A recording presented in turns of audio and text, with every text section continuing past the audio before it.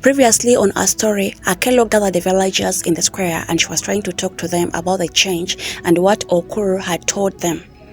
What Okuru told them had begun to change their ways of thinking. So Akelo was trying to bring them back to the change she had worked for this village. So we're diving into this amazing video. This is our final part, by the way. It's our final part. If you've not yet watched from part 1, please go ahead and watch from part 1 to this final part. So let us dive into this amazing story. For too long, we allowed fear and prejudice to guide our actions. We rejected one another based on appearance and rumors. But I'm here to tell you that we are stronger when we stand together. Our differences are not curses. They are our strength. We must build a future where we accept each other, no matter the color of our skin, the shape of our faces, or the history we carry. A murmur of agreement crept through the crowd. There were still those who hesitated. Akelo's gaze swept across the faces of the villagers, searching for the understanding. She knew it would take more than words to change their hearts. She needed to show them. "I ask you all to look around," she said softly, her eyes meeting Tade's. "Look at people standing beside you. These are the people who will walk with you in the future. Are we going to let fear tear us apart again? Or are we going to stand together as one?" The silence was deafening. Then slowly, one by one, the villagers began to nod. A few brave souls stepped forward, joining Akelo in the center of the square. The change wasn't immediate, but it was undeniable. The walls that had once divided them were beginning to crumble. But just as hope seemed to settle over the village, Okuru returned again. Akelo's heart sank when he saw him walking through the village gates. His face was set in a hard expression, his eyes darker with determination. The villagers grew quieter, sensing that something was about to happen. Okuru stopped in the middle of the square and turned to face the crowd. "I've heard your words," he said, his voice cold. "But I still stand myself that this village is abandoning its roots. You cannot erase the past. You cannot change the ways of our ancestors. You cannot continue down this path. You bring destruction upon yourselves." Akelo stepped forward, her heart racing but her voice firm. "You are wrong, Okuru. The past is important, but we cannot let it wrap us.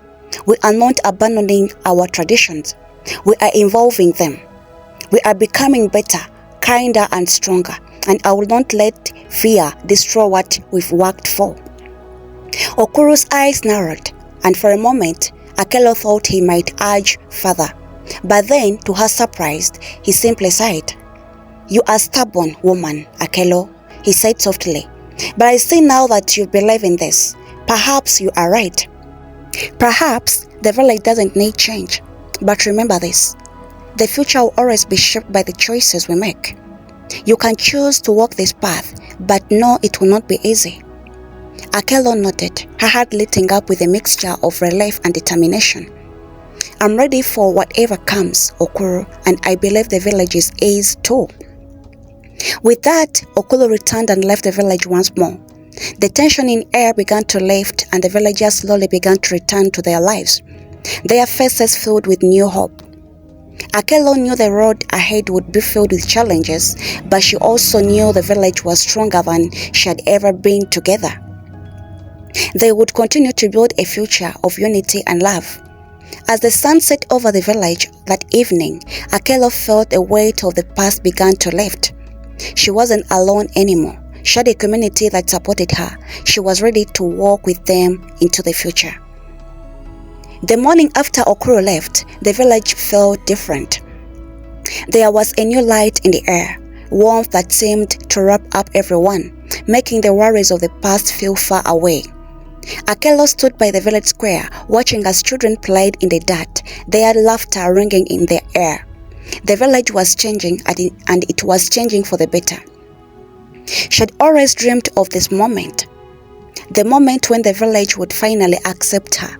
But now she realized it wasn't just about her, It was about the children growing up in a place where they wouldn't have to fear being different.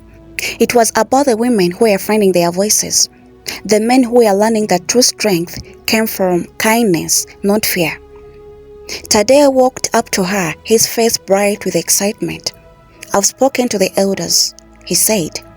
"They have agreed to support the changes. They want to help bring everyone together." Akelo's heart soared with pride. She knew that the elders held great power in the village, and their support meant the world to her. For years, they had been the ones who made the rules, who set the standards. To have them by her side now was a sign that the village was finally ready to embrace the future. "That's wonderful," Akelo said, her voice full of hope. "But there is still a lot of work to do. We cannot stop now." Tade smiled and looked at her. "We won't. Together, we'll make sure this village thrives."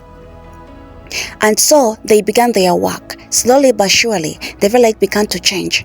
Akelo and Tade organized community meetings where everyone could speak freely, sharing their thoughts and fear. They held workshops on kindness, understanding, and accepting each other. The village learned to celebrate each person for who they are, rather than judging them for the things they couldn't control. But with all that process, there were still those who resisted. Some villagers still whispered behind Akelo's back, refusing to fully accept the changes. But Akelo knew that change would take time. She didn't let doubts shake her. She had a vision for the future. She would work every day to make it a reality. One afternoon, as Akelo walked through the village, she spotted a group of women standing near the well, gossiping. They looked at her with suspicion as she approached, their eyes darting away when they saw her coming. Akelo didn't let their coldness deter her. She walked upon them, smiling brightly. "Good afternoon, ladies. How are you today?" At first, no one answered. Then one of the older women, Neka, looked up at her. "We are fine," she said, her voice tight. "But we still don't understand why you're doing all this. Why do you care so much about these changes?" Akelo smiled. She could see the doubt in Neka's eyes. She knew this conversation would not be easy, but it was necessary. "I care," Akelo began softly, "because I believe we can be better than we were. I believe we can build a village where no one is treated differently because of how they look or where they came from. Everywhere, everyone is valued for who they are inside, not just their skin color or their family." Neka stared at her, the lines on her face deepening as she thought. For a moment, Akelo wondered if she was getting through to the woman at all. Finally, Neka spoke again, her voice quieter. "Do you really think the men will accept this? Will they accept your idea of kindness over power?" Akelo nodded. "I believe they will. Change is hard, but it's also good. And once they see how much stronger we can be when we stand together, they will understand." The other women exchanged glances for a moment, and Akelo wasn't sure if they believed her.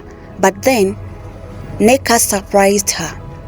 "Maybe, just maybe you're right," Neka said softly. "Maybe we've been holding on to the past too tightly.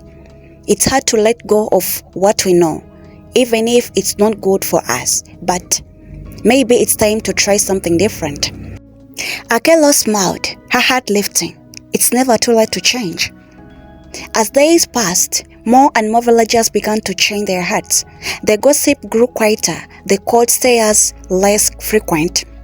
People began to see the village in a new light. They saw Akelo not as an outsider, but as a leader who had helped them to see the world in a new way. Tadeo was always by her side, supporting her every step of the way. The love they shared grew together, their bond unshakable. Together, they had become the heart of the village, guiding it toward the future, where everyone was accepted, no matter their skin color or their past.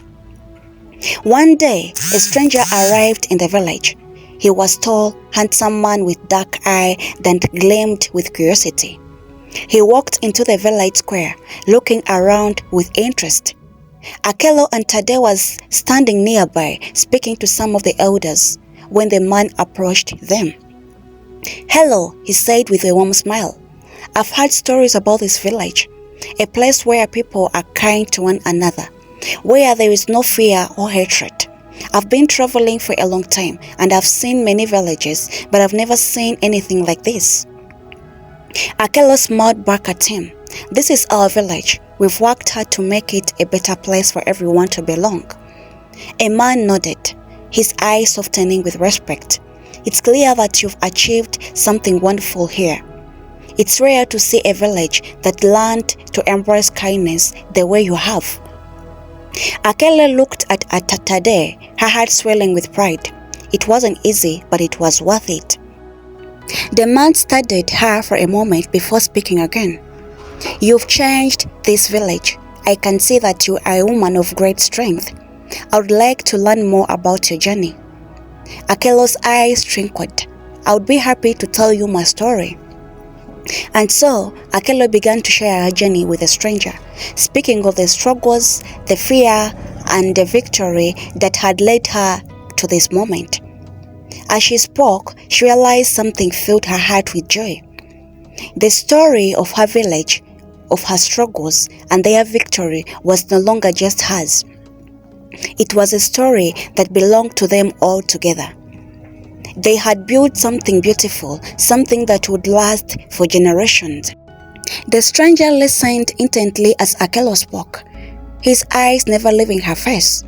There was something different about him, something that Akello couldn't quite place. It wasn't just the way he seemed so interested in her words, but also the quiet confidence he carried with him. When she finished her story, he smiled warmly, though there was a hint of sadness in his eyes. "Your story is truly inspiring, Akello," he said softly. It shows that one person can make a difference, that kindness can change the world. This is our final part. What have you learned from this story, guys? Leave it in a comment section. Just let me know what you've learned in this story. I've learned that kindness can do anything, can solve any problem that you might face in every situation that you're in. Kindness is the best answer to everything. So for you as a person, what have you learned in the story from our part 1 to our final part? Just let me know what you think of it. And please, if you've not yet subscribed to this channel, kindly I request you to subscribe and hit the notification bell in that you'll be notified wherever I post a video. Bye bye. See you in my next video. I love you all.